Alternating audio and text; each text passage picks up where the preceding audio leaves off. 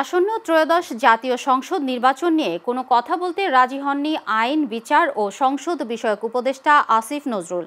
আজ সকালে তিনি রাজশাহী কারিগরি প্রশিক্ষণ কেন্দ্র পরিদর্শন করেন।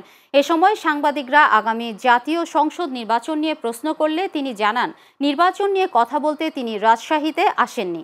পরে তিনি তার সফরের বিষয় তুলে ধরে জানান, সারা দেশে প্রবাসী কল্যাণ ও বৈদেশিক কর্মসংস্থান মন্ত্রণালয়ের আওতাভুক্ত শতাধিক কারিগরি প্রশিক্ষণ কেন্দ্র টিটিসি আছে।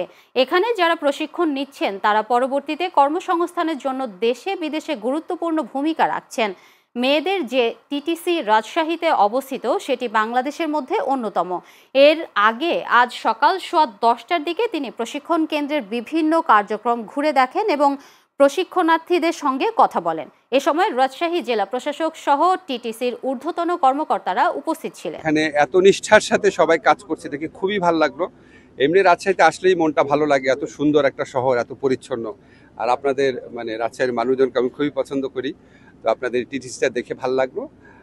আশা করি আপনারা সাংবাদিকরাও এই টিটিসিগুলোর প্রমোশনের জন্য একটু কাজ করবেন আর কি।